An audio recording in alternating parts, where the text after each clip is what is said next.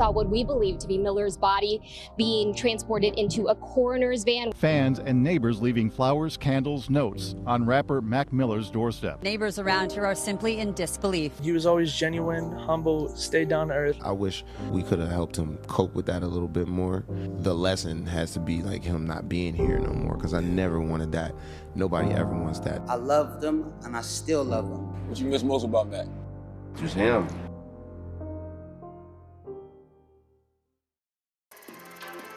Mac Miller began experimenting with music as young as 6 years old. A scrawny little Jewish kid with a knack for rapping, performing at the age of 16, signed to Rostrum Records at the age of 18. Mac Miller would chart a course much greater than anyone believed he could. He became the person he'd always dreamed of being. Mac started creating buzz during a time when Eminem dominated the music scene, and the alternative was... you get the idea. Eminem was a guy with real gritty roots who gained the respect of his peers after years of underground rap battles, unpaid performances, and the struggles of poverty, all the while juggling an incredibly turbulent life at home. Mac didn't have the same credibility Eminem did. His mother was a photographer and his father was an architect. Mac came from a deeply loving and supportive family. He was born and raised in Point Breeze, Pittsburgh, a place that wasn't exactly 8 Mile. It was difficult for him to gain any shred of street cred. To the rest of the world, he was just another white rapper. The difference, though, is that Mac could actually rap.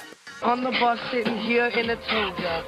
I ain't God, but you can call me Hova. Mac's style tugged at the root of what it meant to be a teenager back over a decade ago. He rapped about the freedom of youth and the drag of parental control. A young kid looking at the world through an adult lens, and he wasn't alone. He rolled with a pretty active crew. They shot his videos, appeared as extras, even produced his tracks. Mac Miller became an icon for youth culture. He was the go-to party-starting artist. Songs like Senior Skip Day and The Spins gave kids music to relate and rebel to, and if they couldn't, they could at least live vicariously through the lyrics. This feedback wasn't all praise though. This album is just kind of loaded with fun, shallow, slightly egotistical party pop rap. For a while, a lot of hip-hop fans and critics considered his style to be corny or too uplifting. As a result, they dubbed it frat rap. He had a mixture of different styles in his music. Songs like Missed Calls and PA Nights gave insight into his more intimate side, a side often overlooked due to the nature of his songs being more party-driven. That's the thing though, Mac wasn't pretending. This was just the lifestyle he lived. This was the guy he was. He often consumed a lot of drugs and alcohol, even going into nightclubs and bars while underage to the excitement of the staff and owners.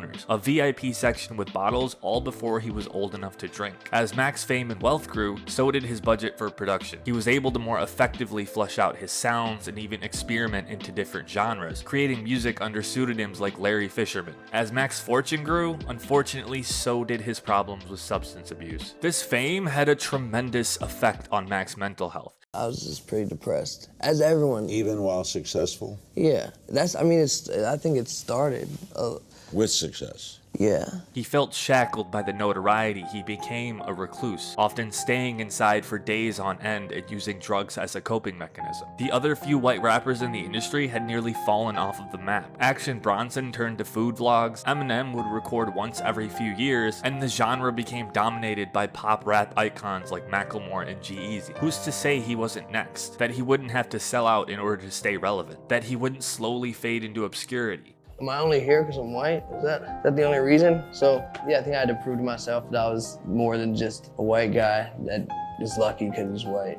Mac was extremely open about his demons to an almost shocking extent. He became grislier in appearance, less enthusiastic than he was as a teenager. It seemed like the further he'd get, the closer his habits would follow. These struggles would result in a shift in Mac's style. He was no longer the upbeat voice of teenagers. His fans were entering their 20s now. They became more conscious of the world at large, more wise to the realities of adulthood. His lyrics became deeper, more emotionally driven. They carried a more melancholic tone and often reflected his struggles with substance abuse, depression, and loneliness. The drugs and habits he once saw as fun activities with friends were the very thing ruining his adult life. This tug of war between Mac and his demons went on for years. He was self-medicating his emotions while nurturing a competitive music career in an industry that seemingly bankrupts you of the person you were when you first started. This resulted in the outcome everyone around him feared. On September 7th, 2018, Mac Miller passes away.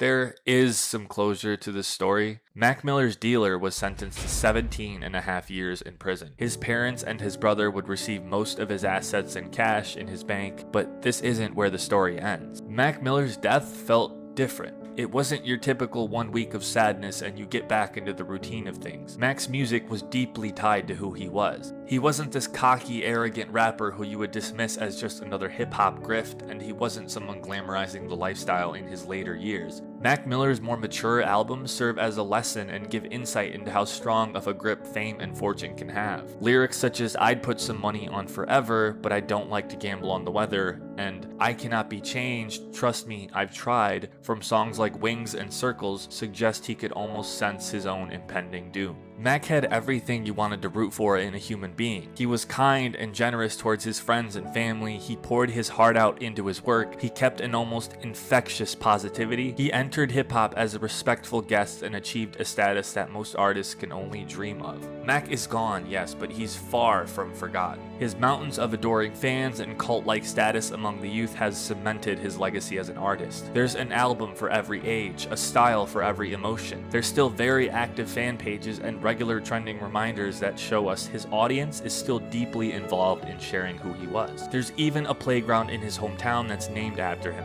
Mac Miller's Blue Slide Park. Mac is not a passing trend. He's not an artist who faded into history after a hit or two.